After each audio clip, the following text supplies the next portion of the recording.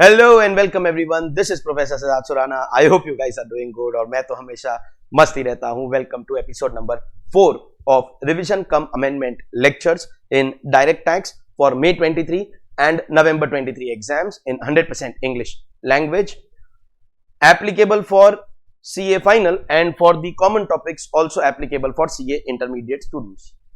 I hope the video is clear. Now, so let us continue. In the last class, we have completed the revision up to partnership form chapter. Next chapter in the order of our book, handwritten book, Exemption 3.0, handwritten book with the latest trending memes, assessment of charitable and religious trusts. Highest number of amendments for this attempt have taken place in this chapter and assessment procedure also. So, let us start. Assessment of charitable and religious trust. 3 steps. First, we'll understand what is the meaning of charitable and religious trust. Then we will go to what are the conditions to get exemption, and finally what is the quantum of exemption that is going to be given. So let us first learn the meaning. Religious trust is a trust which operates for religious purpose, but it has not been defined to any kind of place, whether temple, mosque, church, gurudwara. Any of this is a religious trust. And charitable trust is a trust which operates for charitable purpose, but charitable purpose has been defined. What are the things that are included in the definition of charitable purpose? Relief for the poor, for example providing food, clothing and shelter. Medical relief, for example running a hospital. Education, for example running schools and colleges. Yoga. Preservation has got 2 subcategories. First is objects and monuments of artistic or historic interest, and second preservation of environment, where environment is defined to include WWF, wildlife, watersheds and forest. Examples with pictures are given in the book, which is why I had made prior announcement that please make sure you have this book. And advancement of any other object for general public utility can be simply anything with which general public gets benefit. Anything which is not covered in the above categories but public gets benefit will get covered here. However, with respect to point F, only for advancement category, there are 2 conditions if it carries on commercial activity. If the trust which is doing the ancillary, any other object of general public utility wala work, then if it is doing a commercial activity, it will have to fulfill 2 conditions. Condition 1, the commercial activity must be related to your charitable activity. It should be in course of doing your charity. And second, the commercial receipt should not be exceeding 20% of total receipt. Not exceeding means less than or equal to total receipt. Biggest source of income obviously will be donation, but the commercial receipt should not be more than 20%. Less than, equal to, both fine. But please note that these conditions are not applicable for the other points. Means here the commercial receipts can exceed 20% in relief for the poor or yoga or medical or education or preservation. The condition of 20% and related activities only and only for the advancement category. However, in order to get the exemption that is prescribed in the chapter, every trust will have to fulfill certain conditions. Condition 1, it has to take registration under section 12A, for which the procedure is given in 12AB. See, earlier there used to be procedure of 12AA. As we are aware, from 2020, the procedure is prescribed in 12AB. You will have to maintain books of accounts, and amendments have started with effect from AY 23-24. Along with books of accounts, you will have to maintain prescribed documents. A circular has already been released. We will see if ICAI puts it in the RTP. So whenever we will conduct our case law lecture for our full course students, in that we will discuss this aspect also. Books of accounts, once the condition comes, obviously audit has to be done on or before the audited due date. Return has to be filed on time. Timely filing of return is something that our government of late has become very particular. And whatever are your unused funds which have not been used, the money that you are holding should be invested in the modes under 11.5. This you can read from the main theory textbook. Saving account, fixed deposit, post office savings, units of approved mutual funds, public sector company ka equity shares also are allowed. So these are immovable property can be purchased. These are few places where a trust can keep its money. Now, if we have to talk about the first condition in detail, that is registration, which has got maximum discussion. So let us one by one understand what is registration of 12A and what is the procedure which is given in 12AB. Every charitable trust during its lifetime will have to take 3 registrations. First, with the charity commissioner. To call yourself a trust, you will need this registration. Then for getting exemption, you will have to take 12A registration under income tax with the commissioner of income tax. And for getting tax benefit to your donors, we will have to take registration under 80G. Donor will get 80G, but registration trust only has to take. Both these registrations are done at the same place, that is the Commissioner of Income Tax. A charitable trust always will get prospective registration. There is no concept of retrospective registration. However, for the past years, there will be no scrutiny or reassessment ka notice. So, registration will be prospective, but for the past years, we are not going to harass you. If a trust has done any modification of objects, then it will have to do a fresh registration within a period of 30 days. Within a period of 30 days, it will have to apply for fresh registration. Next is very, very important. There have been some questions in the past on this as well. Once you are registered under section 12A, that is this section, that means you have intended to get the exemption under section 11, that is 15%. With that intention, you are taking 12A. That is why you are taking 12A. Then, ladies and gentlemen, you will not be getting any exemption under section 10. Once you registered under 12A, you will lose exemption under 10 because you are getting exemption under section 11. Once a trust is registered under 12A and eligible for section 11 exemption, it will not be eligible for section 10 exemptions with certain exceptions. It can take exemption of agriculture income. Agriculture income is exempt under section 10(1). That exemption can be taken. If it's a medical or educational institution, then there is an exemption given under 1023C. Section 1023C also covers trust, but only medical and education. So, relief for the poor, yoga, preservation, advancement is not covered here. Only medical and educational institution will get section 1023C ke andar 100% exemption. See, section 11 is only 15, but here 100%. But if it is owned or substantially financed by government. So, government, school, college, hospital can completely take exemption under section 10 and not come in 11. Or, so these are not cumulative conditions. You have to go in 1, 2 or 3, any one.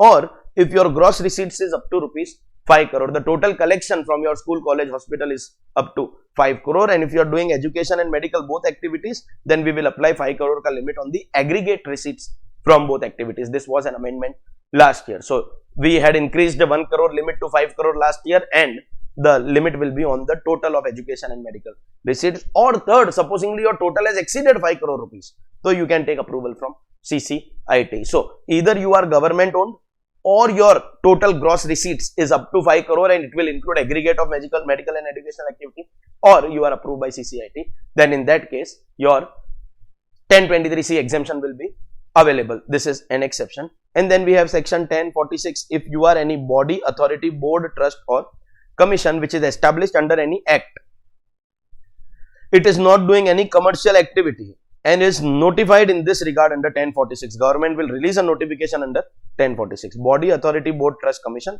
established under an act, not doing commercial activity and notified, then in that case you can take exemption under 1046. For example, it can be, the Union Public Service Commission or the Competition Commission of India. Any organization which is established under an act, not doing commercial activity and notified, can take exemption under 1046. So, normally section 10 not allowed, but 10(1), 1023C and 1046 will be allowed. But auntie made some more changes couple of years ago, that if you get the approval of 1023C, that is this approval or this notification, then you for that period will not be allowed to take that 12AB. You can have parallel approvals, but your 12AB will be inoperative. You cannot sail in two boats at the same time. So, while you are approved under section 10, during that period, 11 is not going to be available to you. What earlier trusts were doing, they were taking section 1023 registration with the hope that if my turnover is up to 5 crore, up to 5 crore, up to 5 crore, then I will take this. And in case, if it is up to 5 crore, then I will take this 1023C.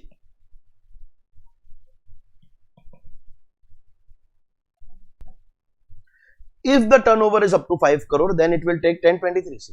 But just in case we cross 5 crore, no problem. We have for a safer side section 11 also. Now we will not allow you both simultaneously. While your 10 is going on, your 11 cannot be used. But in case now you know that every year we are going to cross 5 crore only, or in case you have been denotified here, then in that case 10 is not going to be available. Then you can apply for 12AB to become operative again. You can tell them that make my 12AB operative again, with a condition that now you give an undertaking that for this lifetime I am not going to come and ask for 1023C or 1046. My section 10 is going to be inoperative forever. If you are ready for that, then in that case we will be allowing you to re-register under AB. That's how complicated they have made the rules for this. Now, if we talk about registration procedure 12AA, you can ignore, because in the book I have kept it. Once upon a time, what used to happen is you have to apply, CIT will make inquiries, and finally he will decide whether he is granting registration or denying registration. From 2020, the registration procedure has drastically changed. Charitable trust will be divided into multiple categories, and then time limit of making application for registration and validity and everything will change. Biggest changes: earlier a registered trust was registered for lifetime. Now the registration is going to be a period specific registration. For example, normally your registration will stay valid only for 5 years.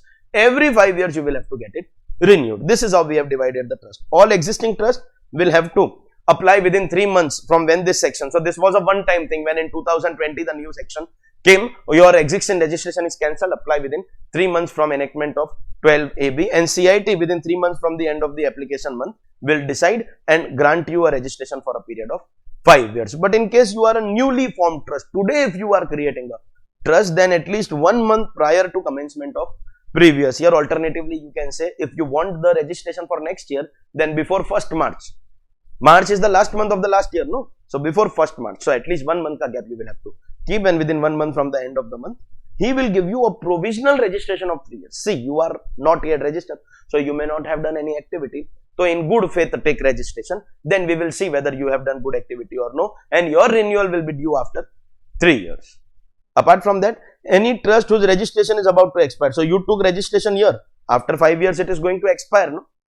So at least 6 months prior to such expiry, you will have to make your application. And this trust which took a provisional registration, the newly formed trust, your provisional registration is about to expire after 3 years, then within 6 months prior to expiry or commencement of activities, whichever is earlier, whatever you do first, earlier of them, uske time pe you will have to make application so that your provisional registration can be converted into normal registration. If you do modification of objects, already discussed, 30 days from modification. And if you want to make 12AB operative again by foregoing 1023C and 1046 forever, remember, you can make it operative again on the condition that these two will not be available.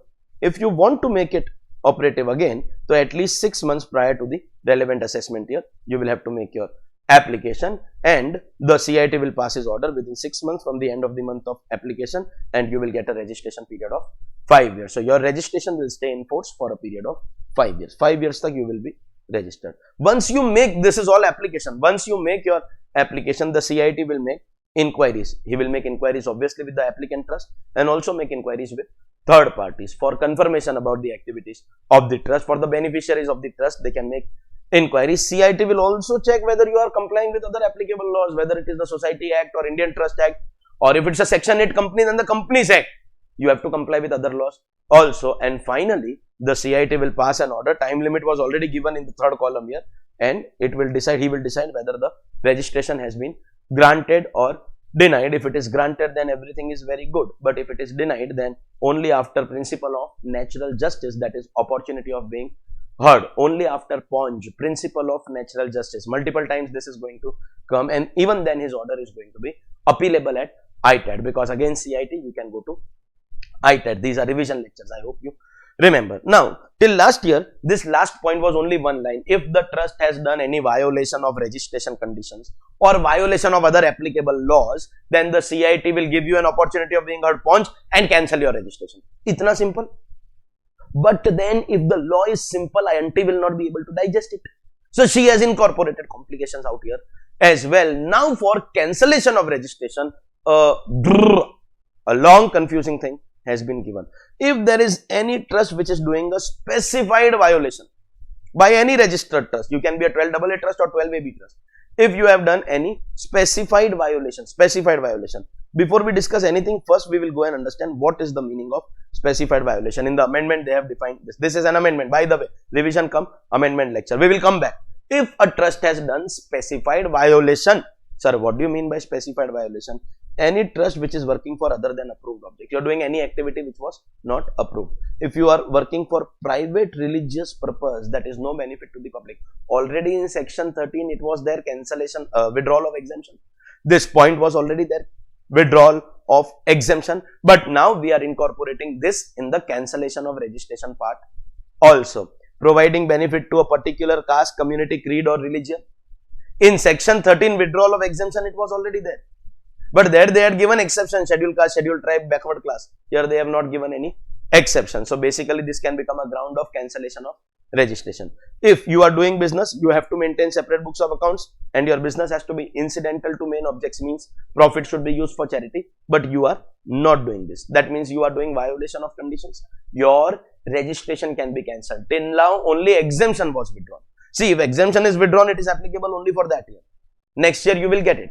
But if registration is cancelled, you are not a trust anymore. So all this is now going to fall in the definition of specified violation, and which will trigger cancellation of your registration. So first we are understanding the meaning of specified violation. Any activity which is not genuine or not according to the conditions, or non-compliance of other applicable laws like Indian Trust Act, Societies Act, Companies Act. If you have done any of these violations, then it will be called, treated, termed as specified violation. Any of this violation will be called, treated, termed as specified violation. And now what will happen? If there is any specified violation, it can be noticed by the principal commissioner or the commissioner. It can be noticed by the assessing officer, and the AO will refer to the PCA. Dekho, cancellation of registration is under the control of commissioner, but day-to-day activities under the control of AO. So AO will notice the violation and inform the commissioner. Notice the violation, inform the commissioner. So it can be noticed by commissioner directly, informed by the AO, or under the risk management strategy. Now, based on artificial intelligence, if we are able to identify any violation. Similar thing they have done in case of reassessment and search assessment also. System will identify violations. System will trigger an alert for the officers that there is something wrong here. There is something dark in the lentil. In Hindi, dark mein dal mein kuch kala hai. So the system will trigger if there is any specified violation. What is specified violation? Any of these 6. How will they find out? CIT himself, or informed by AO, or identified by the system. Then the CIT will call for all documents. He has to make inquiries. No, this is as good as opportunity of being heard. And within 6 months from the end of the month, in which the within end of the quarter, in which the notice was given to the, see, we will make inquiries, so we will give notice. No?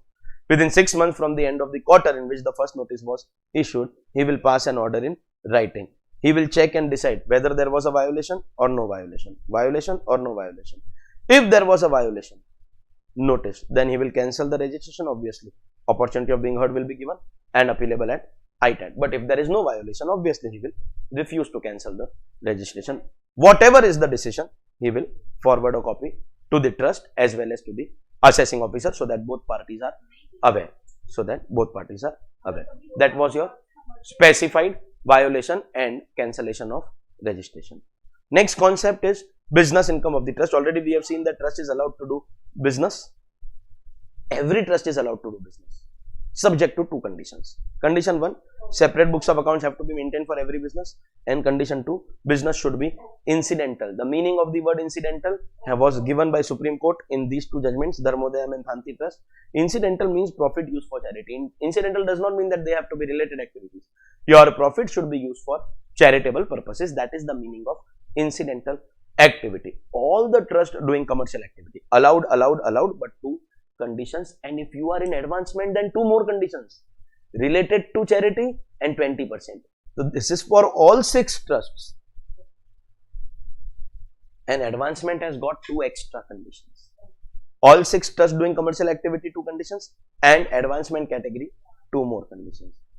Okay, these are the conditions. And finally we come to computation of income of charitable trust. How will income be computed? How exactly are we going to provide that exemption of 15%?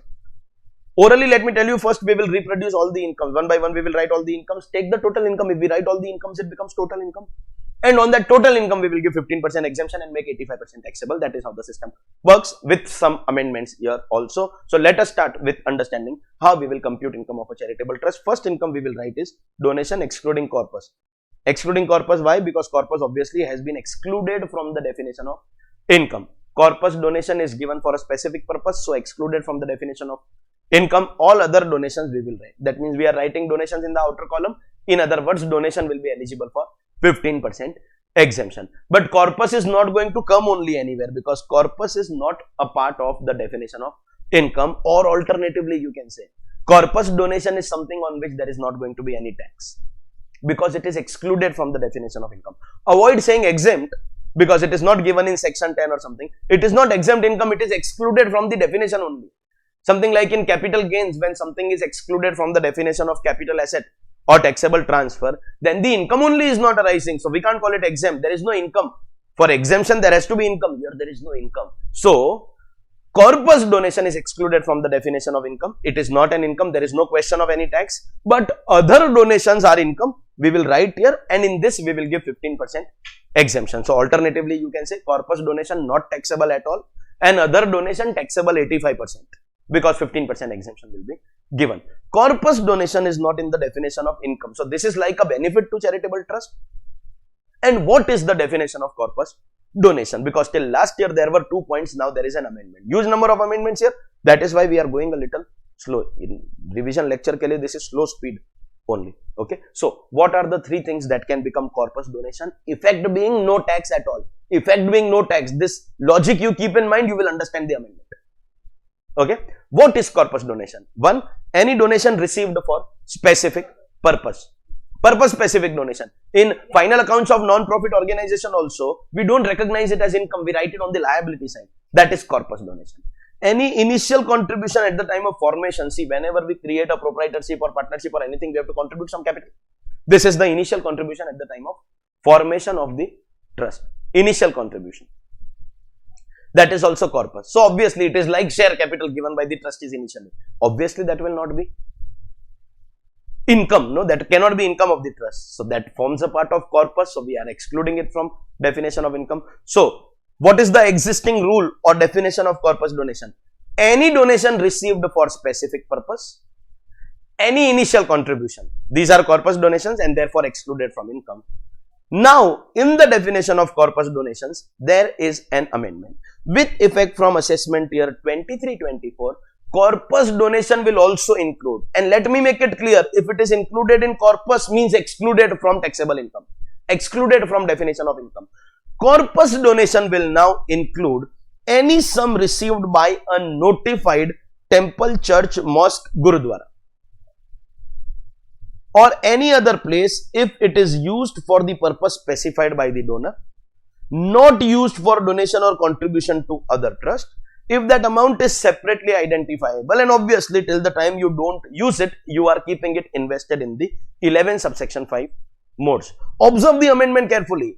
Can we say that corpus donation will now also include any donation given to a religious place subject to certain conditions? Conditions are very easy to be fulfilled. Keep them in the allowable modes, keep them separate, so you can make a separate bank account only to keep that. Don't give it to any other trust, use for only that purpose. Any religious place. Some are like, sir, but why is this a corpus donation? Why? There is hidden logic here, and the logic is hidden in a song. So, shall we all join together? Yes. What is the hidden logic? Okay, I will sing the first line, and in case you know the second line, unfortunately, I will not be able to hear you. So, in case you know the second line, after I complete the first line, you can join me for the second line. The song goes like this. Har ghar mein ab ek hi naam, ek hi nara goonjega. Bharat ka bachcha bachcha, jai jai Shri Ram bolega. And here is the logic of introduction of this point for those who have understood. Now for the construction of Ram Mandir in Ayodhya, there is going to be donations given. So, Ayodhya Ram Janmabhoomi Trust is going to receive donations. We don't want to tax that donation. But we can't write any donation received by Ayodhya Ram Janmabhoomi Temple Trust. Nah, we can't do that. We can't invite controversy. So, what are we going to do? Any temple, church, mosque, gurudwara, which is notified. Now, whom to notify, whom not to notify, that is under the control of the government.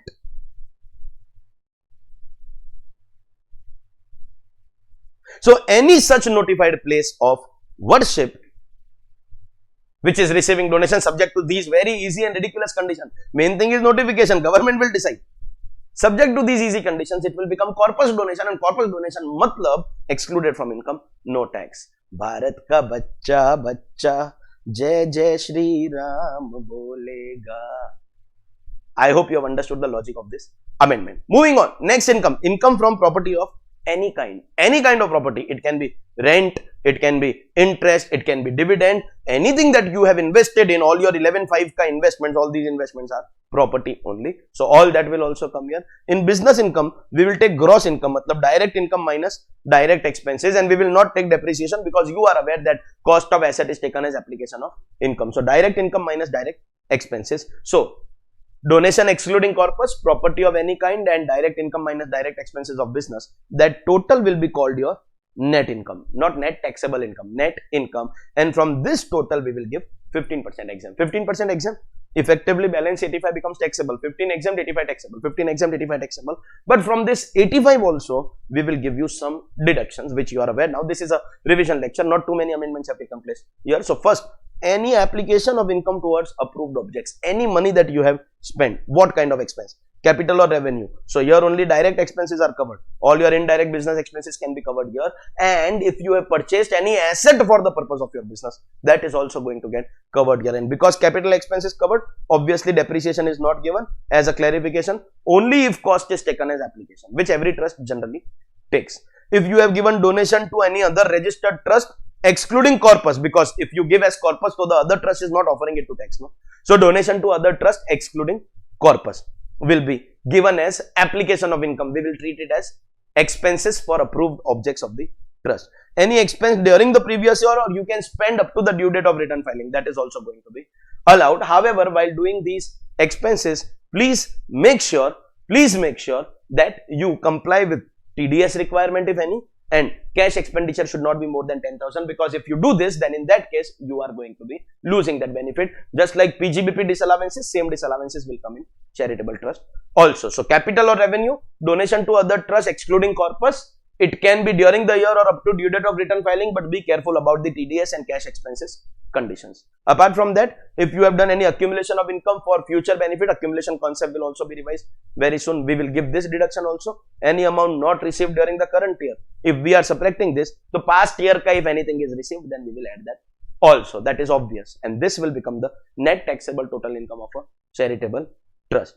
One amendment which had taken place last year: if you are spending money from any loan or from corpus, understand, when we take loan, we don't offer it to income. Likewise, when we receive corpus, we don't offer it to income. So this and this have one thing common: when we receive, it is not income, and thus any application from such shall not be treated as application of income. So if you use your loan money or corpus money, loan money or corpus money, loan money or corpus money, it will not be treated as application of income, because while receiving you have not offered it to tax. But in future, if the amount spent in corpus is given back to the corpus, or if the loan is repaid, that means you are using your normal income to restore your corpus and restore your loan. In that year, it will be treated as application of income. So when you use loan money or corpus money, at that time it will not be treated as application of income. But when you return the loan money or you return the corpus money, at that time it will be treated as application of income. Deficit of earlier years shall not be allowed to be carried forward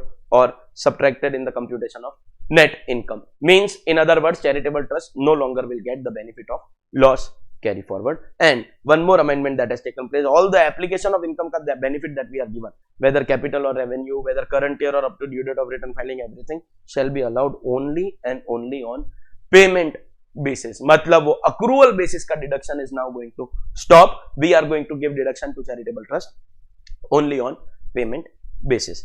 Concept of accumulation, meaning to everyone knows, whenever a trust has got a major dream, for example, primary school to secondary school or dispensary into hospital, then you may not spend money right now. You can accumulate and still take the benefit out here. You can take permission from AO and take the tax benefit. You have to request in form number 10 to the assessing officer, but very important condition, this is the only condition that will be tested in exam. अपन को life में कुछ बड़ा करने का है, तो we will tell the AO that in future I will do something big, but tell it on or before the due date of return filing. In your form number 10, you cannot just copy paste your object clause. You have to give the difference between your present activity and future activity, but intimate project details will not be required. The amount so accumulated has to be spent within a period of 5 years. So any amount you spend in 20 to any amount you accumulate in 20 to 23 has to be spent up to 5 years, that is this date. And obviously whatever is unspent up to this last date is going to be taxable. And here comes another very, very important amendment. The unspent amount will be taxable in the 5th year itself. So till last year, you had to spend up to this date. If you don't spend, then it was getting taxable in 28, 29, the 6th year, the next year.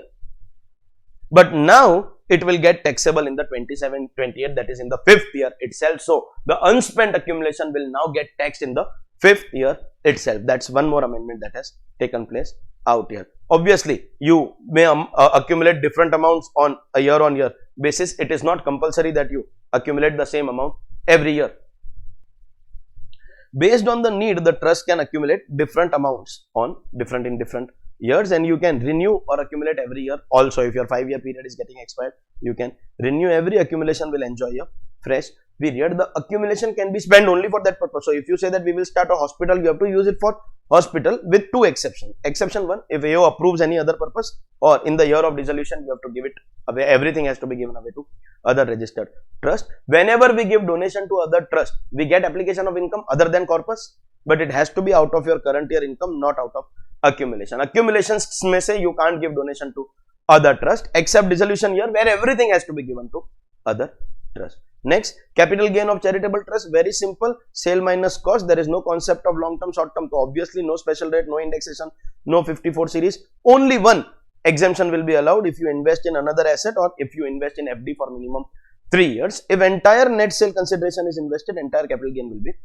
exempt. Otherwise, the concept of proportionate exemption like NRI taxation does not exist here. The exemption is cost of new minus cost of old, cost of new minus cost of old, with the help of an example. Gross sale consideration 50 lakh 50,000, transfer expense NSC 50 lakh. Let's assume cost was 15, so we have gain of 35. If we want to take full exemption, we have to invest NSC 50 lakh. If 50 lakh is invested, 35 is exempt, nothing will be taxable.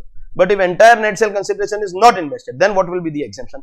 Cost of new, that is 40, minus cost of old, that is 15.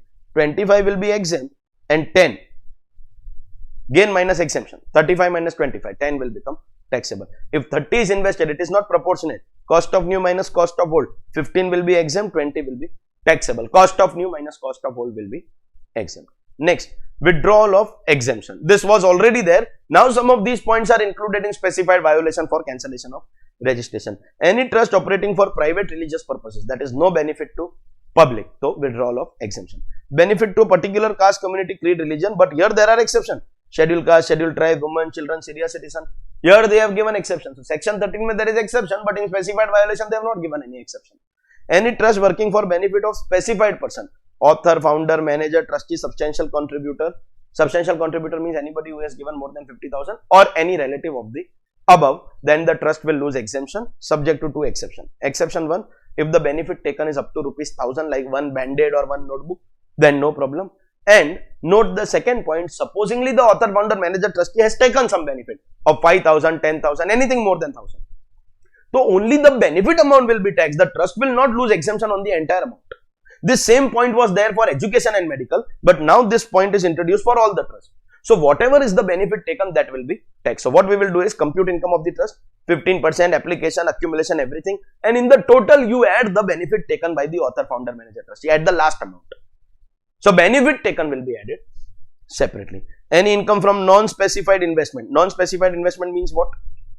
Other than 11 subsection 5, it is going to be separately taxed. Any income from non-specified investment, like the previous point, will be separately taxed. If you don't maintain separate books of accounts for your business, then you will be losing your exemption. If business is not incidental, you will be losing your exemption. Now these 2 points also fall in specified violation, so you can lose your registration also. If your form number 10 is filed belated, so you will not lose application, but of course you will lose accumulation. क्योंकि accumulation के लिए form number 10 has to be filed on time. Any anonymous donation, obviously, because separately taxed 30%, we will learn that concept. And another amendment that has taken place is with effect from AY 23-24, if the trust is advancement wala trust. Advancement, last category. Remember, the last category has 2 extra conditions.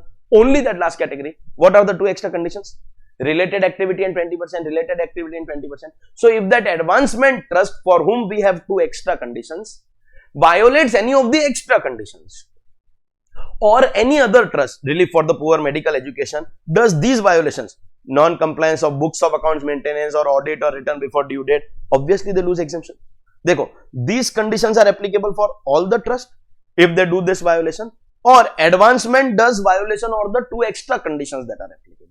So any trust doing violation of any of the applicable conditions, these are applicable to all, and the two extra are applicable only to advancement. They lose exemption, that we know. You won't get exemption if you don't maintain books of accounts or audit or file your return late, or advancement trust violates any of the extra condition. You lose exemption, that we know. But how will we compute your income? Lose exemption matlab does not mean your gross income will be chargeable to tax. We will give you deduction of expenses incurred in India, excluding capital expense. See, capital expenses are allowed only in application of income, and that benefit you are not going to get. Your normal income minus expense, income minus expense, income minus expense ka computation will take place. In case you are losing your exemption and you have to pay tax because of violation of any of the conditions, we compute your income by giving you deduction of expenses incurred in India, but excluding capital expense. Okay, with the conditions that the expense should not be out of corpus, should not be out of loan borrowing. Obviously, these receipts also you have not shown as income. If there is any asset that you have already claimed as application, तो उसके ऊपर obviously no depreciation. मतलब if on the asset you have not taken application, तो take depreciation also, no problem. And if you have given donation to or contribution to any other trust, then subject to these conditions, you will be getting deduction of expenses. Corpus में से you will not get, loan borrowing में से you will not get. If asset was taken as application, then depreciation you will not get, otherwise you will get, and donation to other trust you will not get. And while taking deduction of expense, again here you will have to comply with your cash wala condition of 10,000 expense and TDS deduction if applicable, as they are applicable to business computation. It is as good as we are computing business income for a charitable trust which is losing exemption. So income minus expenses ke benefits se we are going to do the computation on the basis of income minus expenses. Okay, and for the first 4 points, even the registration can be cancelled. This condition is written that the registration can be cancelled. However, now these points included in specified violations, so anyways it is irrelevant. Next concept, the concept of anonymous donation. What is the meaning of anonymous donation? If the identity of the donor, like name, address, the KYC is not done, if the identity of the donor is not known, then it will become an anonymous donation and it will be taxed at a flat rate of 30%. Means similar to casual winning. Segregate your income into anonymous and other, anonymous and other.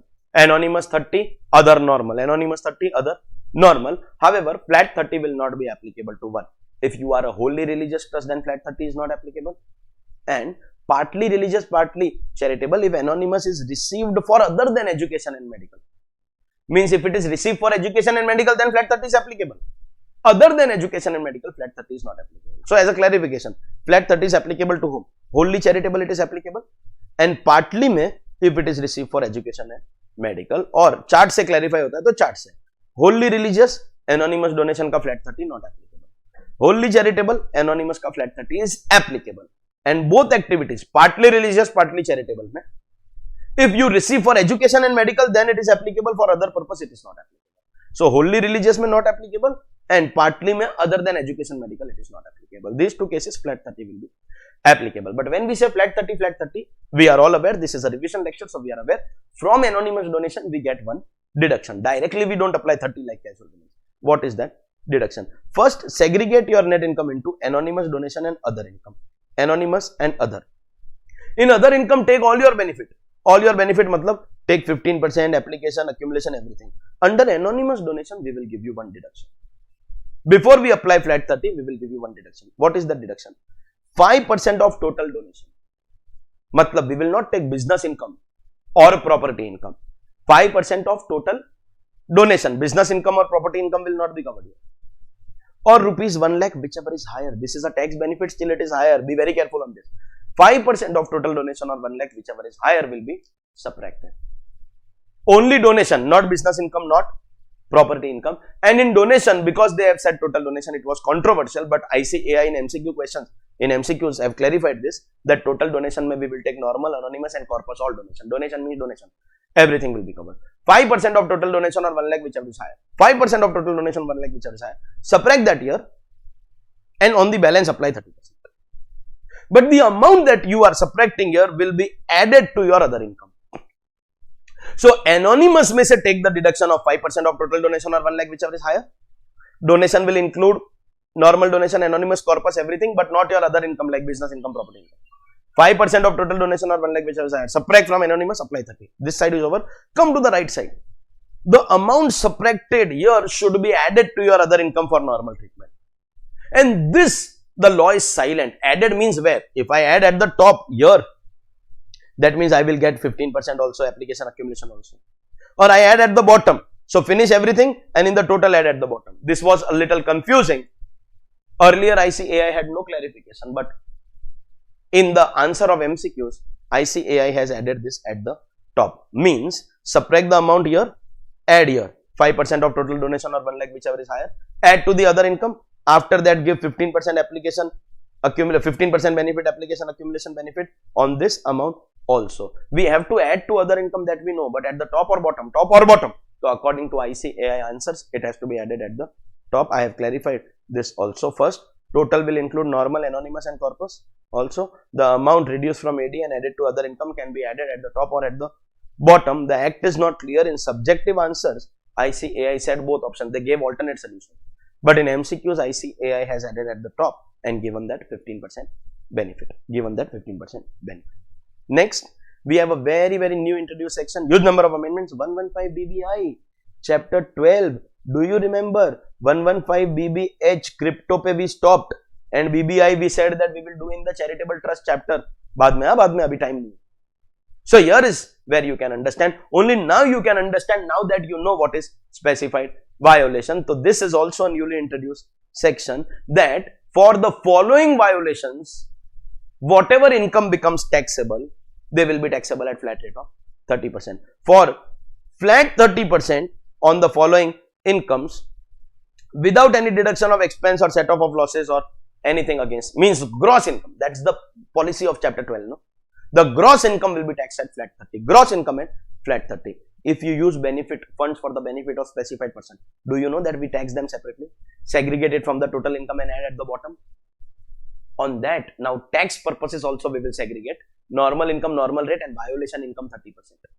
Funds used for the benefit of specified person will no longer be taxed at normal rate, it will be taxable at flat 30%. If there is misuse of funds, if you do not invest in 11.5, then flat 30% will be applicable. If accumulation money is used for other than accumulation, other than the purposes allowed, then flat 30%.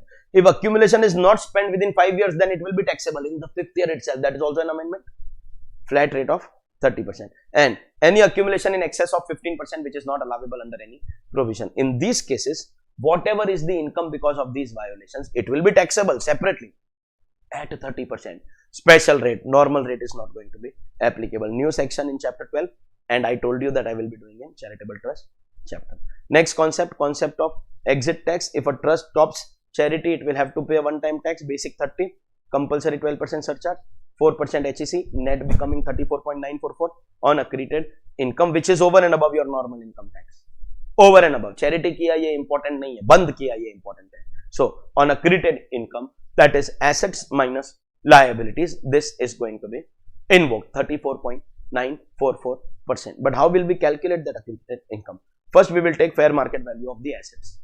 How will we take that? For immovable property, FMV or stamp duty value, whichever is higher. For listed securities, we will take average of highest and lowest on the valuation date. And on the valuation date, if the no trading has taken place, then last date when trading took place. On the valuation date, we will take average, and if no trading, then last date. For unlisted securities, we will take help of the merchant banker. Merchant banker will do valuation. This is how we will find out FMV of the assets. However, following assets where there is no exit tax. 1.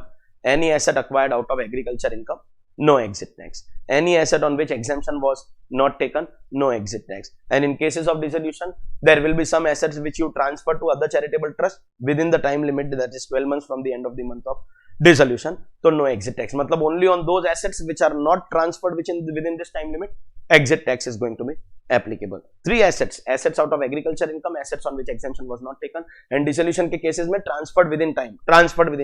On those assets, exit tax will not be applicable. For all other assets, exit tax will be applicable. We will take FMV, and this is how we will take FMV. But in accreted income, we will subtract liabilities, FMV of all the liabilities. Obviously, corpus, reserves, provision for tax are not liabilities.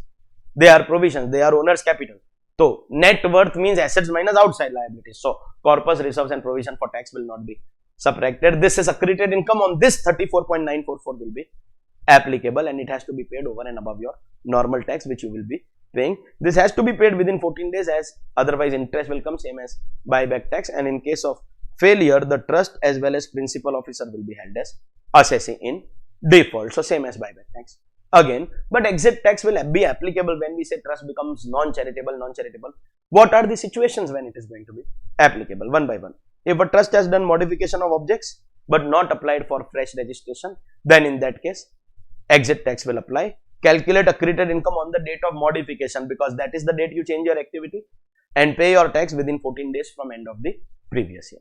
If a trust has done modification of objects and applied, but CIT has denied this time. So again, this means you are non-charitable since the day you modified. Later CIT has only confirmed it, and now you pay the tax. This is a little confusing. Not from CIT ka denial. No.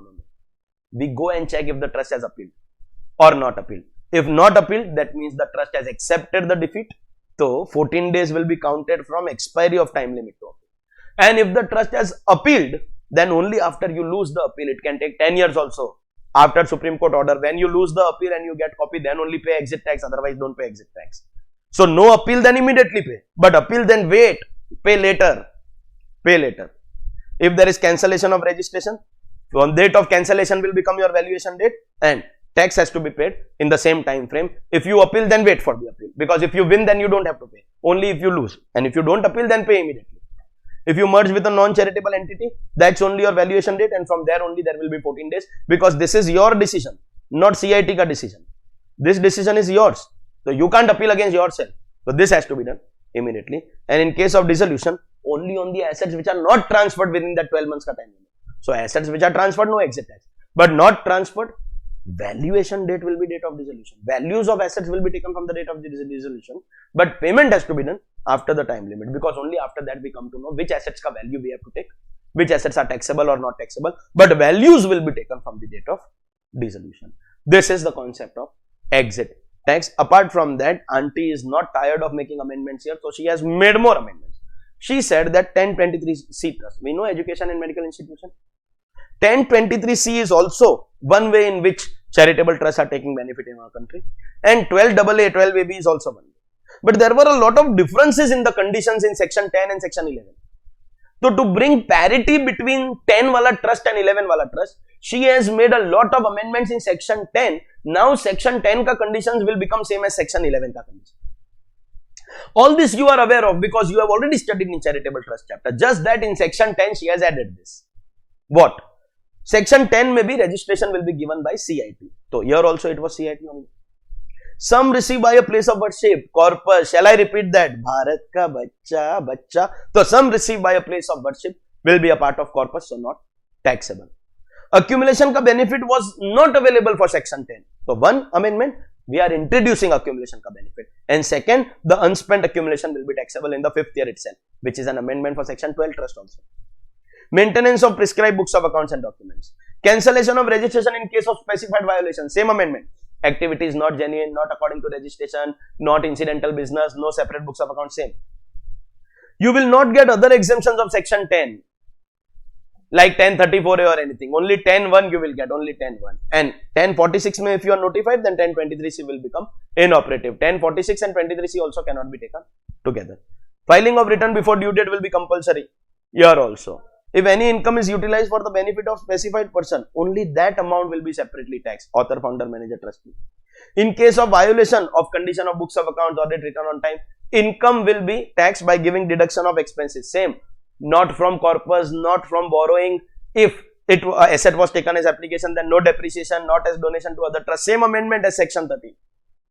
And exit tax ka concept will also become applicable to these trusts. So all the things that are there in section 11 ka trust, to make it at par, these amendments have taken place in section 10 also. These are all amendments only, but you find them familiar because already you have studied them in the other part of the chapter. That's our chapter, religious and charitable trust. I know it took a big long time, but you see the number of amendments that have taken place over here. It had to take time. Moving on in our revision lecture, next chapter, assessment of political parties. Guns, drugs, property, sab chota dhanda, asli dhanda, political parties. Most of them are family businesses also, but political parties. Section 13A says political parties will get tax exemption. What is a political party? Party which is registered under section 10 of ROPA, Representation of the People Act. Registration has to be taken with the Election Commission of India. But in order to get exemption, condition 1, maintain books of accounts and documents. Once you have books of accounts, obviously audit will be required and submit copy to the Election Commission of India. Very important, written before the due date. Of late, government is becoming very strict about it. If you have donation in excess of rupees 2000, so it has to be received through allowable mode, account pay, check draft, ECS, or electoral bonds. Sir, what is electoral bonds? Let me explain. You go to a bank, give check and get the bonds. So it has to be through your declared income. Cash is not allowed. Give these bonds to any political party. That political party will encash the bonds by giving the bond in a bank. So political party will go with the bond to the bank and get money in its bank account. So the purchaser of bond will purchase through check, through banking channel, and political party will get the redemption money through banking channel. So we will be able to eliminate cash in the economy altogether. Further, we need not disclose the identity of the person who gave these bonds to protect his safety also. These are electoral bonds, and you have to maintain records of donation, that is name, address, KYC of any donation in excess of rupees 20,000, except electoral bonds, because there cannot be cash. It has to be completely white collar.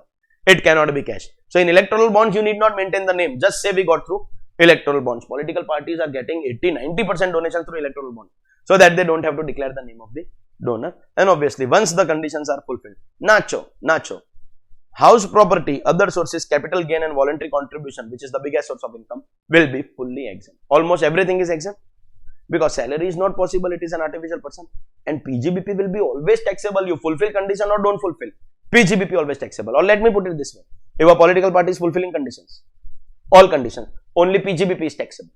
And if it is not fulfilling condition, then everything is taxable. Electoral bond ka meaning I already explained. It can be encashed in a bank account, and donors of political party are eligible for Chapter 6A deduction. For companies 80 GGB and for other than companies 80 GGC, 100% of the donation, but not in cash.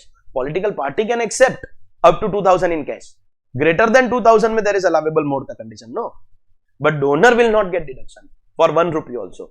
Donor for deduction has to give every rupee in other than cash. This adjustment comes in PGBP, some 14 marks. Donation given in check, so disallow in PGBP but give Chapter 6A. And donation given in cash, disallow in PGBP and don't give Chapter 6A. Correct? That's your political party, very small chapter. Next, assessment of electoral trust. Electoral trust is basically created to fund political parties, take donation from public and fund political parties. Take donation, fund political parties. It's an intermediary. Electoral trust as approved by CBDT and within the scheme maintained by central government. Electoral trust will only get donation and distribute, nothing else. Voluntary contribution received by electoral trust will be exempt. If only voluntary contribution is exempt.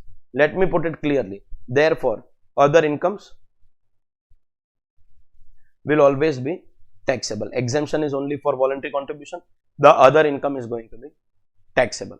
Voluntary contributions are going to be exempt if at least 95%, if the first two conditions are okay, it has to be approved by CBDT and functions according to the rules. Main condition is at least 95% of the current year donation plus brought forward surplus. Current year donation plus brought forward surplus has to be distributed by the electoral trust, not electoral political trust, electoral trust to any party which is registered. 95% or more has to be distributed to political parties. 95% or more has to be distributed to political parties. Then it will get exemption. And only voluntary contributions are exempt. I already wrote it. Other incomes are taxable. And electoral trust may be donors are not going to get affected. There 80 GGB GGC is going to be unaffected and as it is. That was our chapter, assessment of electoral trust. Let's go ahead. Next chapter, big and important chapter, minimum alternate tax, that is MAT, applicable to companies. In the introduction chapter, we don't do tax rates of companies and firms. Firms ka we did in firms chapter ka revision, and company ka tax rates also will be revised out here. So MAT, that is minimum alternate tax. Section 115 JB, one section governing almost the entire chapter. Every company will have to pay what? Tax liability has to be paid, but there will be two tax liabilities. One, there will be normal tax that will be computed on your net taxable total income, and then there will be a tax called minimum alternate tax that will be computed on your book profit. So we will compute your first income called entity I, we will compute your second income called book profit. On NTTI, we will compute normal tax rates. I will teach you because introduction mein we have not done it. Surcharge HEC ka rates also I will give. It is different from individual HUF. Firms maybe it was different. And then we will compute one more income, book profit. On this book profit, we will compute MAT at 15%. Rate of MAT 15. In this also we will add SC HEC. But on the basis of the amount of book profit with the sentence which goes like this. If your normal tax is lower than MAT, if it is lower, then book profit will be treated as your total income and MAT will become your liability. If your normal is lower, then you have to pay MAT. Means if your normal is higher, then you have to pay normal. Or you may put it this way, you have to pay normal tax or MAT, whichever is higher. So normal income, normal tax, book profit, minimum alternate tax. Normal income, normal tax, book profit, MAT, and normal tax or MAT, whichever is higher, will be paid by whom? Every company, whether public, private, listed, unlisted, foreign, domestic, only 5 companies have immunity from MAT. Only 5. 1 company in life insurance business. Why? Because they have a special rate 12.5%. If we apply 15%, then it will be unfair on that 12.5%. If it's a foreign company which does not have permanent establishment in India and India has DTAA, so foreign company, yes DTAA, no P, yes DTAA, no P. This is revision lecture. Logic of all this I have explained in my regular course lectures. Foreign company not required to register under any law and does not have DTAA. So foreign company, no DTAA, no registration. This is what? Foreign company, yes DTAA, no P, yes DTAA, no P. And this is foreign company, no DTAA, no registration, no DTAA, no registration. Obviously, third also life insurance company. Foreign company which opt for presumptive taxation only if opted for 44B, BB, BBB, BBA. If opted, then no books of accounts, then obviously there cannot be book profit. And domestic company which opts for new taxation regime, hidden benefit of new regime, 115B, BAB is not applicable. So all companies except 5, all companies except 5, all companies except 5. Which 5? Life insurance business.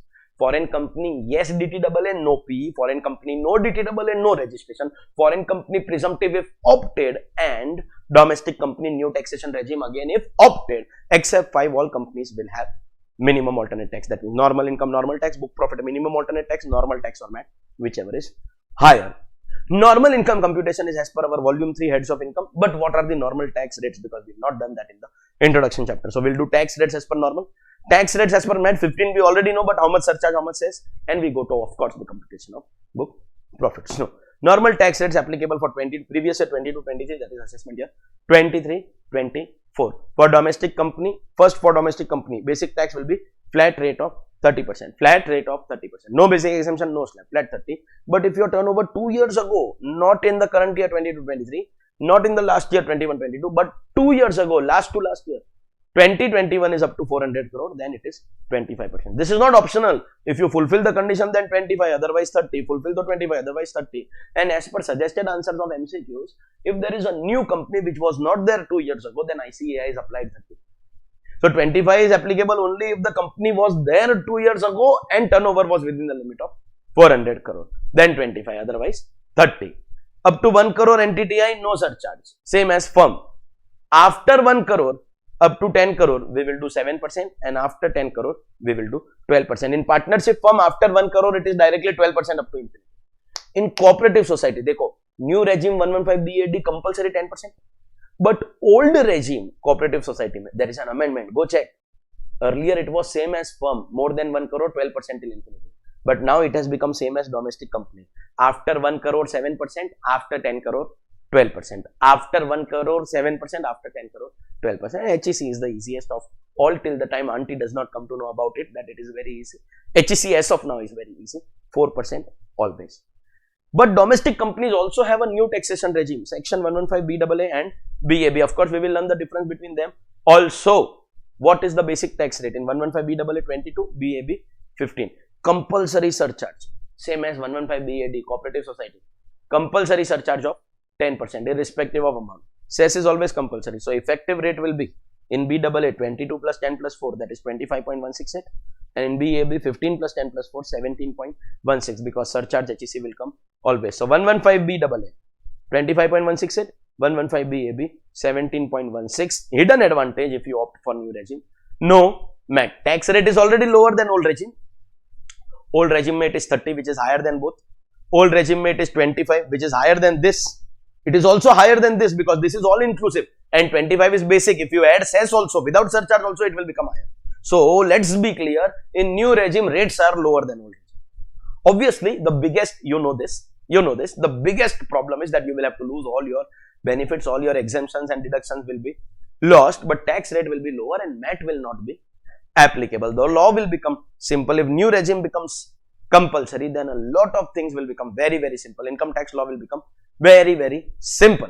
Okay. So, what are the conditions to get 115BAA? How they are both different? First, it is only for domestic company. BAA, BAB, domestic company. BAD, resident cooperative society. But BAC, resident or non-resident individual HUF. Correct? And BAA, BAB for company and BAD for cooperative society. Once taken, never change. Once taken, never change. Once taken, never change.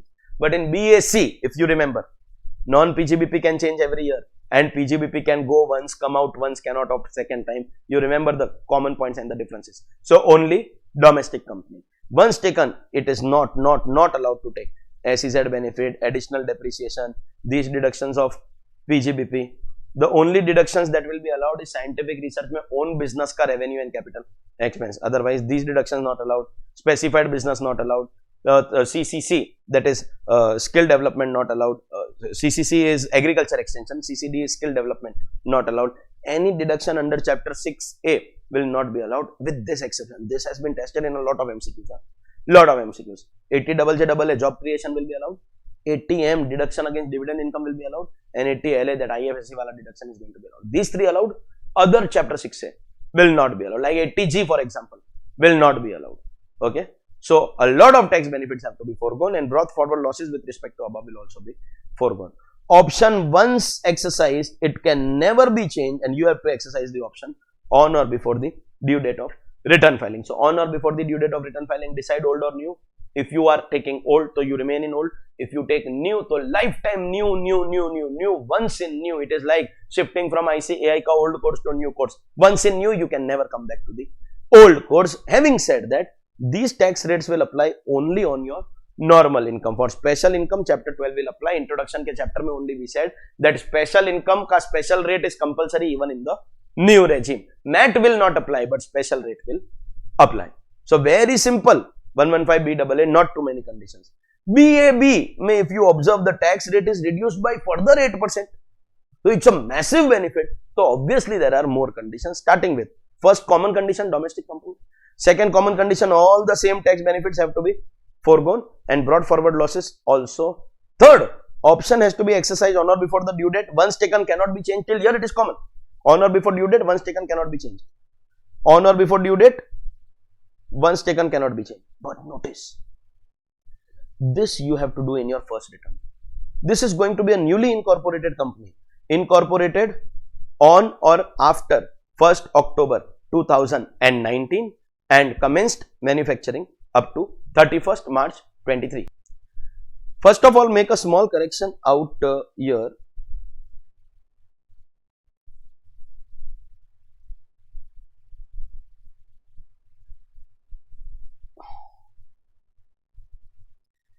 Change this to 31st March 24. This is an amendment with effect from AY 23-24. Because of COVID times, they have extended this by 1 year. I don't know how I missed it out here. Apologies for the same. This is also an amendment. 31st March 24 is the extended date. So, you have to be a newly incorporated company, incorporated on or after 1st October 29 and start your manufacturing up to this date. We are extending the date by 1 more year. Reason given was COVID times. Okay. So, amendment is very simple. 23 has become 24. So, now that you are a newly incorporated company, you will be filing your first return. In the first return, you have to decide that I want new regime. Matlab, in 115BAB, in the first return, if you don't take the new regime, then new regime will not be available. You can take BAA, but BAB will not be available. And in the first return, if you take new regime, then lifetime new regime, because once taken cannot be changed. First return, may you take old regime, then lifetime old regime. Because this has to be decided on or before the first RO. So, understand the difference. In BAA, you are an old company. It can be 10, 20, 30, 40-year-old company. Now, new regime is announced. You are in old. After few years, you go to new. Once in new, forever in new. So 115BAA का option which has to be exercised before the due date, but it can be done after a few years also. But 115BAB में you have to do. You are a new company now in your first return. First return old, lifetime old. First return new, lifetime new. New में तो you go, you cannot come back. But old maybe you cannot change. BAB. But I have one idea here. Supposingly in the first return we take new, then to we are in new only. Supposingly in the first return we take old. So first return में we don't take new, that means now new will not be available. But you can go to 115BAA because 115BAA का all the conditions are fulfilled by a BAB company. BAB has got more conditions. So after few years if you want to go, then only BAA का option will be available. Of course with a difference in 8% tax rate. So 17.16 if you want in the very first return you have to take. Later 17.16 won't be available. 25.16 it can be taken. Later 25.16 it can be taken. 17.16 will not be available. So this has to be taken in your first return. What are the further conditions? Please make this amendment ka correction. Thank you very much and apologies. You have to do only manufacturing business, no other business. You cannot be doing multiple activities. BAA can be given to trading companies, service companies, any company. But this is only for manufacturing business. Your company should not be formed by splitting up or reconstruction. You can't dissolve your existing company and create a new company. Maximum second and local plant and machinery 20%. Same numbers as SEZ. I have given the same example. You can go and check that video. Should not be using any building which was previously used as hotel or banquet convention center. Manufacturing ka definition will exclude the following. Following will be excluded from the definition of manufacture. What? Development of computer software. That is not you may treat it as manufacture, but not for this purpose. Mining, conversion of marble ka blocks. You know, you extract stones and you cut them into marble slabs. Bottling of gas into cylinder. Printing of books. Production of movie, Karan Johar, any other notified business. This is not manufacture for 115BAB. Maximum you can take for these is 115BAA because uske liye business ka condition is not there only. No? BAB is not going to be available to you. 115BAB will not be available. And if you have got multiple businesses, one of them is 115BAB and any other business, you understand your other business will be taxed at higher rate, 30, 25, anything. But BAB is such low, 17.16. So people will manipulate the internal transactions. If there are super profits due to transaction with related parties, then AO can recompute the profits and decide how much unnecessary profit you are showing only to exploit 17.16.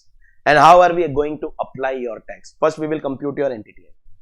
If there is any income taxable at special rate, that is applicable. Special rate will always apply. So if you have casual winnings, long-term capital gain, 111A, anything, special rate will apply. In your normal income, business can be only manufacturing. No other business is allowed, otherwise you are disqualified only. Here we will apply 17.16. 17.16. Okay. But you can have other income. No business only manufacturing. But you can have IFOS bank interest. You can have normal short-term capital gain. Special will go here, but normal will come here. You can have house property rental income. Business pe there is restriction. Other income pe there is no. Iske upar we will not give you that 17.16. Iska new regime can be only 115BAA. This new regime is only for your manufacturing business, nothing else. Usme bhi these businesses are excluded. Okay. And the super profits that were computed by the AO for your exploitation, uspe we will apply 30 plus 10 plus 4. The super profits that were computed here. That will not come in any of these rates. It will go in 30 plus 10 plus 4. And as I already taught you, BAA can be opted at any time. BAB has to be opted in the first year. Otherwise, it will be unavailable. Non-domestic company ka tax rates are very easy. Complications all are only in the domestic company because new regime is only in domestic company. Basic tax flat 40. Only one rate. No 30, no 25, no new regime. Only 40. Up to 1 crore, no surcharge. After 1 crore, your domestic company is 7%, non-domestic company is only 2 because basic is already high. And after 10 crore, domestic has got 12%, but non-domestic has 2. So 0,712 for domestic and 0,25 for non-domestic. Cess will obviously always come. And now that normal tax rates are discussed, what are the rates of MAT? Bas itna difference hai, normal tax will come on NTTI. These rates will be applied on your book profit. So basic 15%, but that also IFSC will be given a tax benefit only 9%. Surcharge may if you observe the rates, so they are same up to 1 crore 0, 0. Between 1 and 10, 7 and 2. More than 10, 12 and 5. So 0, 7, 12, 0, 2, 5. The rates are same, but it will depend on amount of book profit. It is possible. Normal income is 80 lakhs. तो normal में there will be no surcharge, but book profit is 1.5 crore, तो book profit का surcharge will come.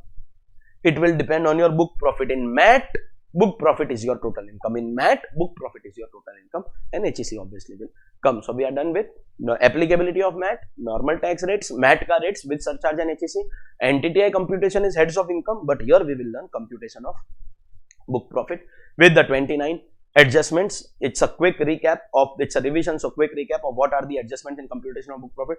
We will start with net profit as per profit and loss account and for banking, insurance and electricity company. देखो life insurance को MAT is not applicable, but medical insurance, marine insurance, fire insurance, motor insurance MAT is applicable. तो we will take their profit as per applicable format and for other companies according to schedule 3. Starting point of book profit will be net profit as per accounts, and in this net profit as per accounts we will be making 29 adjustments. On the add side, see, there are some which are related, add and less, but I am completing add, then going to less. If there is any income tax, surcharge, cess, DDT, interest, everything will be added, but penalty has been purposely not written. So if there is any income tax debited, we add in entity also, MAT also. Surcharge, cess, DDT, any interest, add in normal, add in MAT, but penalty only add in normal, don't add in MAT, it is not written. Anything which is not there in 29, anything which is not there in 29, no matter how tempting, you will not adjust it. Anything which is not there in 29, you will not adjust it. Deferred tax liability will be added if debited, of course, क्योंकि less side पे deferred tax asset is subtracted also. In fact, income tax refund is also subtracted. They are related point, but we are doing add side, then going to less side. Any dividend which is debited, because it is an appropriation, not an expense. Any provision, the most important words for all these 3 points D, E and F are provision. Provision for losses of subsidiary company, provision for diminution in value of asset, provision for uncertain and contingent liability. Because these are expected losses, not actual losses, they will not be allowed. If they materialize, if they are actual, then they will be allowed. Only anticipated losses will not be allowed. On the less side, exempt income is subtracted, so add side pe unka expenses are going to be added back. Any transfer to reserve, obviously it is not an expense. Depreciation as per books of accounts will be added. Less side pe depreciation as per books excluding revaluation depreciation. Add as per books, less as per books. If there is no revaluation, both figures will be same and we have to do it. And if there is revaluation, so we have to disallow the revaluation depreciation. So add full and less other than revaluation. Add full, less other than revaluation. So transfer to reserve and depreciation as per books. If there is any balance in revaluation reserve in respect of asset sold, if you have sold the asset, then you can't keep the revaluation. You have to credit it. If not credited, we have to add it back. Any expense for share of income in AOP which is exempt under 86, so income will be subtracted, so expense will be added. Likewise, royalty income taxable under 115 BBF is subtracted, so inka expenses. These are, one-to-one related. Incomes are subtracted, expenses are added. Incomes are subtracted, expenses are added. Same is the case of foreign company. If foreign company is earning any capital gain or interest, royalty, fees for technical services or dividend income, where normal tax rate is less than 15%, so that income will be subtracted. So, uska expense will be added. These are all expenses with respect to incomes which are exempt from MAT. So, on the less side, you will find all these incomes. Because the incomes are being exempted, their expenses are being added back. Next, here also, when we are adding the notional loss, on the less side, we are also subtracting the notional gain. If there is any notional loss, when you are exchanging shares for units of business trust, or if there is change in the carrying amount of business trust, or if you are transferring units, then the notional gain will be subtracted. We tax gain only on sale of units. So, at the time of exchange or at the time of change in NAV or etc., we will just eliminate the gain. Gain will be subtracted, loss will be added. Gain will be subtracted, loss will be added. But finally, when the units of business trust are sold, then whatever is the actual capital gain, matlab as per books, we are removing on the less side. But actual as per tax, selling price of units minus cost price of shares. Selling price of units minus cost price of shares. So, that we are going to add the actual gain less the actual loss. So, notional loss will be eliminated by adding. Less side pe notional gain will be eliminated. But actual gain will be introduced by adding and actual loss will be subtracted. So, notional will be removed, actual will be brought. Notional will be removed, actual will be brought. Okay. And less side pe income tax refund, because income tax paid is added, the income tax refund will be subtracted, but not interest. In normal provisions, we subtract interest because we add in IFRS. But in MAT, book profit includes all the 5 heads of income. So, we will not subtract the interest. Deferred tax liability is added, asset is subtracted. Relevant shipping income of a tonnage tax company, because then tonnage tax scheme ka benefit will not be available. Profits of a sick company during sickness, so we want to give them benefit. This is one adjustment which comes always. Brought forward losses. See, there is no separate place to add, no, or adjust losses. Whatever you have to do within these 29. So you adjust the losses as per account. This is book profit. So not as per tax, but as per accounts, and that you will adjust lower of UAD or other losses. UAD or other losses, whichever is lower. UAD or other losses, whichever is lower. UAD or other losses, whichever is lower. If one is given, then the other will become 0. If they only say brought forward UAD as per books, another is not given, means it is not there, you take 0. So UAD or others, whichever is lower, but as per books of accounts, this is book profit. But there are two companies which will not get whichever is lower, they will get both. Total they will get, means supposingly UAD is 10 lakh, other losses 5 lakh. So normally we will give whichever is lower only 5. But these companies will get full 15. Total they will get. Total. Which are the companies? Company 1. If you have made an application for insolvency under IBC and it has been admitted by the adjudicating authority, your insolvency application is accepted, then total will be allowed. And if your board of directors is suspended by NCLT or new BOD is appointed, then basically these are companies in trouble. For companies in trouble, we will give full UAD plus other losses. But for other companies, whichever is lower will be given. Exempt income will be subtracted. Obviously, expenses are being added. Transfer to reserve was subtracted. So transfer to reserve was added. So transfer from reserve will be subtracted, excluding revaluation, because revaluation is covered in the next point. Transfer from revaluation reserve, but it will be restricted to extra depreciation due to revaluation, because on the add side we are disallowing, no. So on the less side we will adjust extra depreciation due to revaluation, and depreciation as per books of accounts, excluding any extra depreciation. These are all related points, and half an hour se lamba logic was explained in full course ka lectures. Add, transfer to reserve, less transfer from reserve other than revaluation, and revaluation may restricted to the additional depreciation due to revaluation, and depreciation as per books of account will be subtracted, but other than the extra depreciation, because that is already subtracted out here. Share of profit from AOPBY, it is exempt under 86, and therefore expense were also added. Royalty income under 115 BBF is subtracted, uska expense was added. Foreign company ka where the normal rate is less than 15, these incomes are subtracted, so expenses were added. Notional profit, see, notional losses were added, so profits will be subtracted at the time of exchange or at the time of change in carrying value or at the time of transfer. Notional profits will be subtracted, so eliminate. Losses will be added, so eliminate. And actual gains were added on the add side, so on the less side actual losses will be subtracted. Conclusion being, notional will be removed, actual will be introduced. That is how the adjustments of book profit work. Finally, you get your book profit. On this you will directly apply 15%. After this, no chapter 6 say, no other heads of income, nothing, not a single rupee will be added or subtracted. Whatever has to be done, it has to be done in the 14. No 30th adjustment in addition to the above 29. These examples that I have given in point number 2, point number 3, they are all explanations of that revaluation adjustments that we have discussed. You can go through them from the book later on. Other points to be noted are, we are going to take normal tax or MAT, whichever is higher, compared at the end. Basic plus surcharge plus HEC, total normal tax.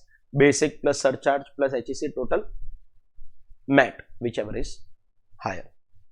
Deferred tax asset and liability will be adjusted. There was a Supreme Court judgment, JK Industries. This is overruled. According to the Supreme Court judgment, deferred tax need not be adjusted, but this is overruled. Transfer to reserves has to be added. If you forget, then transfer from reserve will not be subtracted. If you don't add, then you will not be subtracting, obviously. No chapter 6A we already saw in the 29 adjustments. No chapter 6A. CA ka report is going to be compulsory whether your book profit is computed correctly or no. Aapka signature, Pradhan Mantri ke signature se bhi zyada powerful hai. Your signature is more powerful than the signature of a Prime Minister, and the Prime Minister himself says so. Bombay High Court judgment, VKLal Investment Company Limited, book profit will include all 5 heads. Go check on the left side, we are not subtracting other heads of income. That means other heads of income will remain. And obviously, if we subtract, there is no place to add, no? Directly we apply MAT, correct? Next, Supreme Court judgment, Apollo Tyres. Can assessing officer question your net profit ka figure? See, adjustments he will check, but can he question your profit ka figure? If you have complied with company law, made your accounts as per company law, got it audited, approved by shareholder, approved by ROC, then he cannot. But if the conditions are dissatisfied, then he can question. If the condition is not satisfied, then AO can question the net profit, because this case law where it was held that AO cannot question is based on these conditions. If the conditions are complied as per company law, audited, shareholder approved, ROC approved, then he cannot question, otherwise he can question. Advance tax also you have to pay as per whichever is higher. ऐसा नहीं कि advance tax I will pay as per normal and then later I will pay the difference. Rolta India Supreme Court judgment, advance tax also has to be paid whichever is higher के हिसाब से. Next, Supreme Court judgment Karnataka Small Scale Industries Development Corporation. Year 1 में your NTTI is nil because you have losses but you have book profit. So whichever is higher के हिसाब से you will pay this. Year 2 में you have current year income of 120. Book profit is same, assume. So same MAT. But for your brought forward losses, if we adjust, then your income becomes 20 lakh, your tax becomes 624. And if we don't adjust, then 120 will remain your income. If we don't adjust the brought forward loss, and the tax will be this.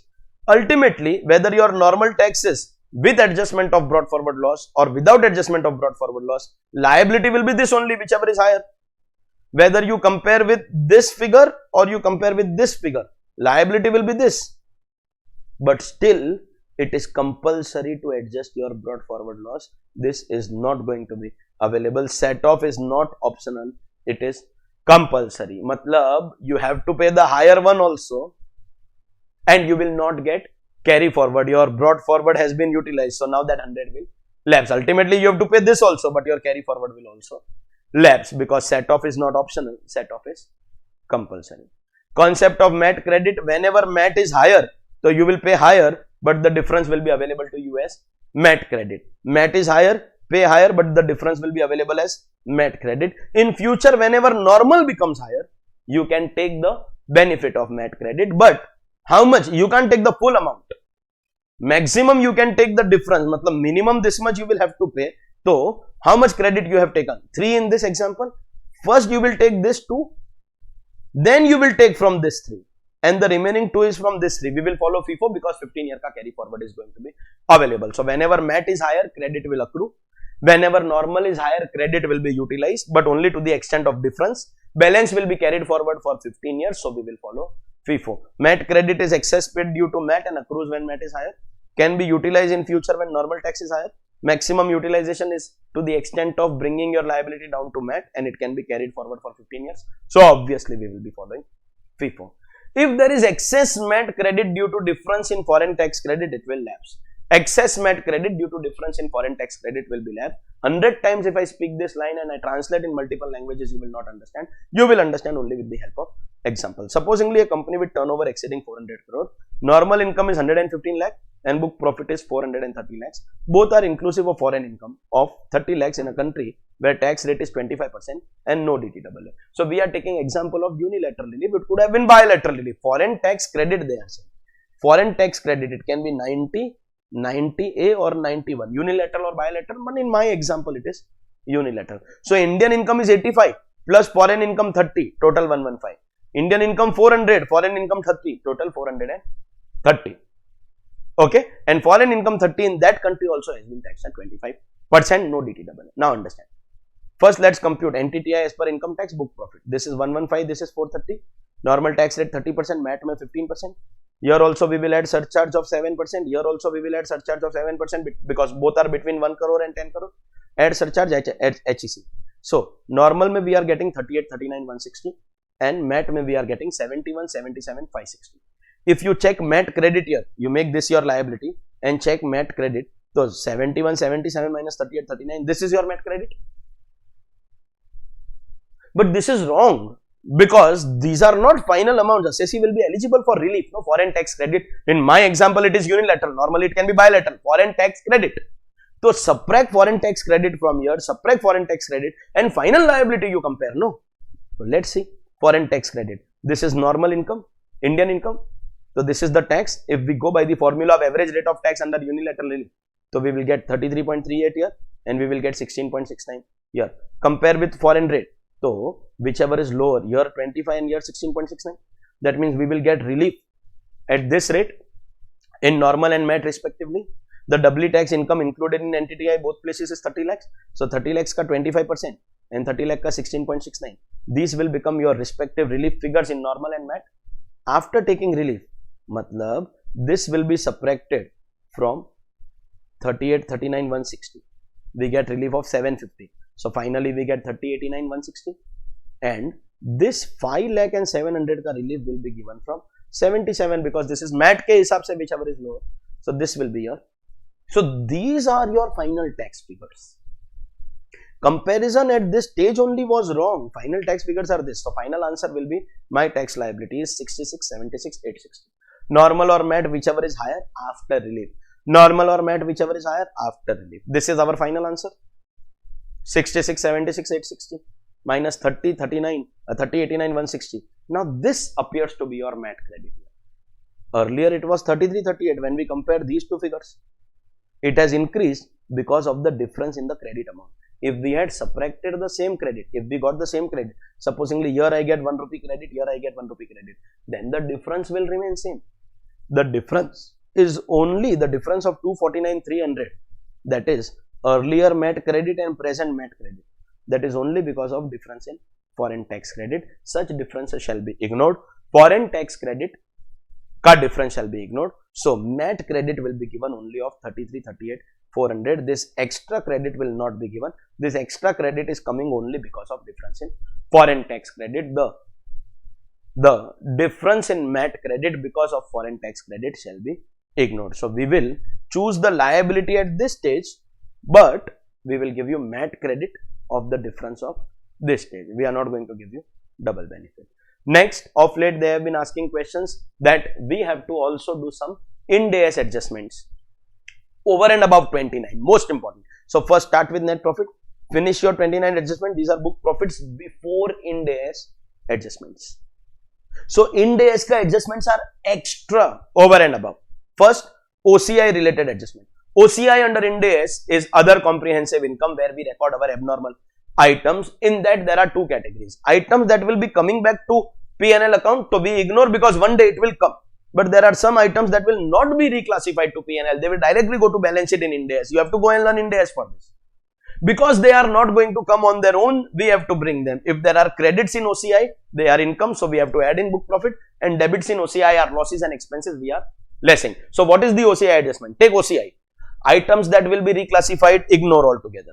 Items that will not be reclassified, then take the credits, add the credits, less the debits, but revaluation surplus and investment in equity instruments will not be taken right now. They will be taken in the year of sale and disposal. So first ignore this table, then go to this table, take all the credits and debits excluding these two things. These two you have to take in the year of sale. Other credits will be added, debits will be subtracted. 4 marks ke liye you will get OCI adjustment. Itna simple. Next, there are demerger adjustment. Demerger ke time pe if there is any distribution of asset, that will result in recognition of some profit or loss in accounts. But MAT will not allow that. So remove the profit and remove the loss. How to remove profit? By lessing it. No, you credit it, to remove by lessing. And how to remove the losses? It will be debited, so add it back. So we have to remove the effect of demerger profits and losses. And finally, one more thing you will get for 2 marks, that is transition amount on the first time adoption plus the next 4 years. So first year of Ind AS, next 4. Total 5 years mein, we will take the transition amount ka 1/5. Because transition amount will be historical cost se lagakar till date tak ka difference between the net worth. Because we are doing fair value accounting. So take that transition amount, divide by 1/5 and adjust over 5 years. If it is a credit balance, then it's a profit, so we will add it. And if it's a debit balance, so it's a loss, we will less it. So take your transition amount, divide by 1/5 and over a period of 5 years. First year of Ind AS and next 4. First year of Ind AS and next 4. Total 5 years mein spread over karke adjust. If the transition amount is a profit, so add. If the transition amount is loss, so less. But two things are excluded. Capital reserve and security premium will never be taken. And these 6 things will be taken, but in the future. So, present year mein to you have to exclude this also and this also. This will be excluded forever and these will come in future. This will get reclassified 1 year someday. So, that year it will come. And revaluation surplus, investment in equity instrument, property, plant and equipment and fair value, joint venture subsidiary, foreign operations, whenever you discard, when your actual profit or loss will come, similar to your OCI adjustment, when your actual profit or loss will come, in that year we will take. So, current year it is very easy. First take transition amount. Subtract this, subtract this. This will never come, this will come in future, but right now subtract both. Balance figure, divide by 1/5. If it's profit to add, if it's loss to less. 2 marks you will get for adjustment of your transition amount. 4 marks for OCI, 2 marks for transition amount. It appears complicated, but it is very, very easy. Next, if there is any increase in book profit due to your those adjustments which you are doing, secondary adjustments where you have to do it in your book profit, then you have to rectify your book profit of the past year also. This was one amendment related to minimum alternate tax under transfer pricing chapter. So you can just read through it. That was the revision of our chapter minimum alternate tax. Again, a very big chapter. And now we go to the last chapter of volume 1. I know we have completed 1 hour 30 minutes, but it's a small chapter. 5 minutes mein we will get done. So last chapter, so that we can say that okay, 4 lectures mein volume 1 is over. So accordingly we can plan out our volume 2 and volume 3. Chapter 16, alternate minimum tax. For companies MAT, for others AMT. Company MAT, others AMT. First it was introduced only for LLP, but later it was introduced for every person other than company. In company ke liye obviously MAT is already. Their concept is same. Every person other than company. Compute NTTI. Now normal tax you know for all assessees ka normal tax we have done in introduction and firms ka we have done in partnership. So normal tax plus SC plus HSC, and then compute adjusted total income. Like in company we compute book profit, for other assessee we compute adjusted total income. On the adjusted total income we will calculate AMT at 18.5%. So MAT is 15 but AMT is 18.5. IFSC mein the benefit is given 9%, MAT also, AMT also, and there is an amendment. For cooperative society the rate of AMT will be 15. So 3 rates of AMT. IFSC 9%, amendment mein cooperative society 15%, and all other cases it will be 18.5 on your adjusted total income, like MAT you do on your book profit. Add surcharge, rates will be same but amount of ATI. Matlab suno, there can be individual HO from everyone, no? For individual it will be 0, 10, 15, 25, 37. For partnership firm there is only one rate, 12%. Figures individual ke liye after 50 lakh, after 1 crore, after 2 crore, after 5 crore. For firms after 1 crore. All the rates, the monetary thresholds are same. Only thing is that you will not check NTTI, you will check ATI. So this surcharge will be on the basis of NTTI and this surcharge will be on the basis of ATI. HEC still easy, 4% always. So normal income pay, normal tax plus SC plus HEC. Adjusted total income pay 18.5 or 15 or 9. That's basic, plus SC HEC. Normal tax or AMT, normal tax or AMT, normal tax or AMT, whichever is higher. So for company normal tax or MAT, whichever is higher. For other assessees normal tax or AMT, whichever is higher. But AMT calculation mein it is easy because adjusted total income is very small. Sirf 3 adjustment mama, only 3 adjustments. Only 3 adjustments. Start with NTTI as per income tax. So first difference, book profit starts with net profit as per profit and loss account. Here it is NTTI as per income tax provision. Start with NTTI and just disallow 3 deductions. 1. Deduction taken under SEZ. 2. Deduction taken under 35 AD but net of the depreciation foregone, not the entire amount, net of depreciation foregone. And 3rd, any income related chapter 6. So expense related don't add back, ATC, ATG don't add back. Other deduction don't add back. In fact, ATTTA, TTB will also not be added back, ATP will also not be added back. Only income related deduction excluding ATP, TTA and TTB. Add them, and that's, ladies and gentlemen, your adjusted total income. Thus, the base amount for computation of ATI is NTTI as per tax, not PNL, and there is only add side, no less side. Only 3 adjustments. All 3, if you observe, are deductions that you have taken in NTTI. 10 AA is deduction in NTTI, 35 AD is deduction in NTTI, chapter 6 is deduction in NTTI. Add them back. Reversed here. This is ridiculous. Ridiculous. If the new regime becomes compulsory, think about it, these deductions are not allowed only. There is no need for AMT. And do we know? Assessee in new regime, AMT is not applicable. MAT AMT is not applicable in new regime. Can we imagine if the new regime becomes compulsory? MAT is removed from syllabus. AMT is removed from syllabus. SEZ is removed from syllabus. Big complicated sections of PGBP removed from syllabus. Chapter 6 are removed from syllabus. Auntie. So as of now, there are 3 adjustments and AMT is there in your portion. Other points, AMT is not applicable to company. We already know because company has MAT. AMT obviously will not be applicable to anyone who has not taken these deductions. If these deductions are only not taken, where is the question of AMT becoming applicable? AMT is not going to be applicable to anybody who is new regime. MAT AMT is not applicable. And if an individual HUF, AOP, BJOI whose adjusted total income, matlab not NTTI after adding back all 3, this final figure, if that is up to 20 lakh, so you are a very garib person. We don't want to touch you. Normal loss. So AMT is not going to be applicable in 4 cases. Company not taken the tax benefits, new regime, and ATI up to 20 lakh, but only individual HUF, AOP, BOI, AJP. If there is a company or a firm and adjusted total income is 10 lakh, then AMT is applicable. Company को MAT applicable. Firm or LLP, then AMT is applicable. Understood? CA report concept is same, and AMT credit ka accrual, utilization, not available if it is because of foreign tax credit, everything is going to remain same. That's our chapter alternate minimum tax, and that, ladies and gentlemen, completes the revision of our volume 1 of our syllabus, first 16 chapters in 4 lectures. Now you can estimate how much more time we will take for volume 2 and 3. Thank you for your cooperation, patience, and thank you for watching. Thank you very much. Bye bye.